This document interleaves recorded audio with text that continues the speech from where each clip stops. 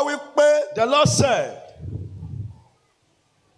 Òun sọ fún yín pé òun máa ja ìjà ńlá kan. He said that he will fight a great fight. Nípa orílẹ̀-èdè. Over this, concerning this nation. Olúwa dẹ̀ ṣetán The báyìí. Lord said it's ready. Òun á jàjà yẹn o. He said he will fight that great battle. Ẹ̀rù ó sì bà ọ̀pọ̀lọpọ̀. And people will be afraid. Ẹ kú dédé àsìkò yìí o. Ẹ sì káàbọ̀ sórí ìkànnì Pavilion TV ní gbogbo ibi tí ẹ ti ń wò wá. Àti gbogbo ẹ̀yin tẹ́ ń darapọ̀ mọ́ wa fún ìgbà àkọ́kọ́. Ẹ ṣé tẹ́ ń wò wá ní gbogbo ìgbà o.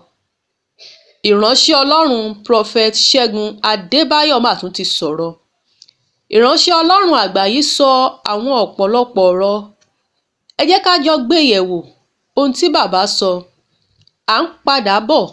Òun sọ fún yín pé òun máa ja ìjà ńlá kan. He said that he will fight a great fight. Nípa orílẹ̀-èdè. Over this, concerning this nation. Olúwa dẹ̀ ṣetán The báyìí. Lord said it's ready. Òun á jàjà yẹn o. He said he will fight that great battle. Ẹ̀rù ó sì bà ọ̀pọ̀lọpọ̀. And people will be afraid. Bìnnàgà wọ́n ṣẹlẹ̀ jí ní Kapolia.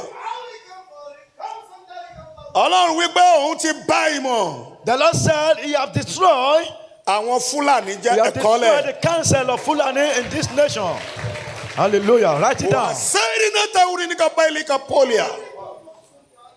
Olúwa sọ pé. The Lord said Nípa tilẹ̀ Yorùbá yìí. concerning Yoruba Òun kingdom wà ń bẹ̀ gan. that is strong, is mighty. Òun Yeah. dẹ̀ máa fi ìjọ. That he will perform wonders. Lẹ́yìn kó sẹ́lẹ̀ jí ní Kapolia.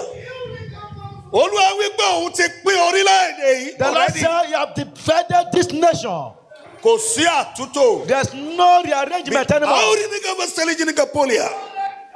Ọlọ́run ní kì í ṣe nǹkan tó pẹ́ oníkàlùkù máa The tó gbalẹ̀ bàbá ẹ̀ lọ. Lord is not what will take time, but everybody will go on his Àwọn own. onínàkà way. jí ní Kapolia.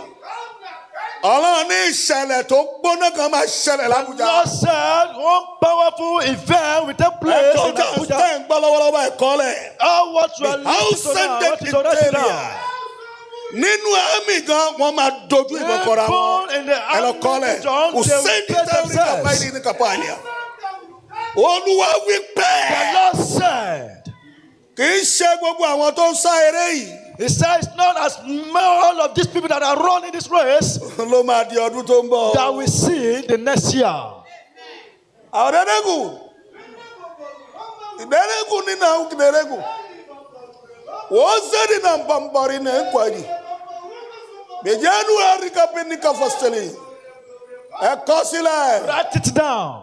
Olúwa ní òun máa mú kí ọba kan ṣẹ̀sí lójú ara ẹ̀ báyìí. The Lord Lójú said ara he ẹ̀. will make sure that one king Kó tó makes di his pé place, even in his home, Òun fi ẹ̀mí ẹ̀ díyẹ̀pẹ̀. before he take his life. Olúwa wí pé ó lo ọmọ titun. The Lord said he's used a newborn baby for sacrifice, Báwo for ni nígbà ritual. wọ́n sẹ́lẹ̀ jí ní Kapolia?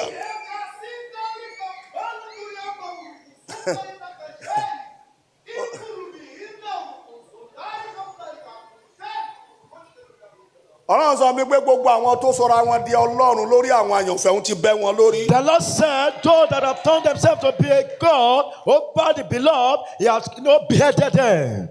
Àwọn náà.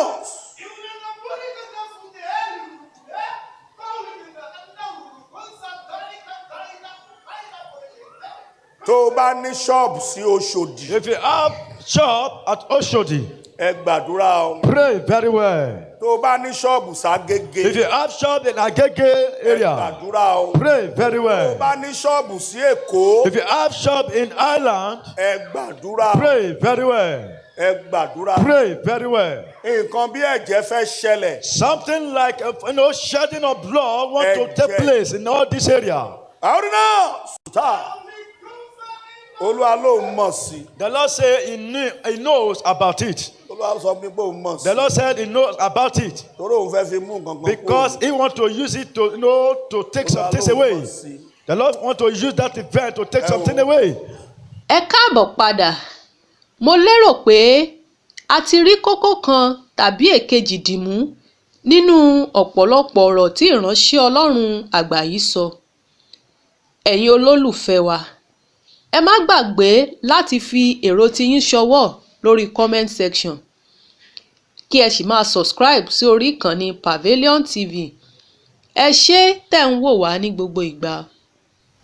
Ẹ subscribe sórí ìkànnì yìí Pavilion TV fún àwọn ìròyìn àsìkò àti kàyéfì. Ẹ ṣé tẹ̀ ń wò wá.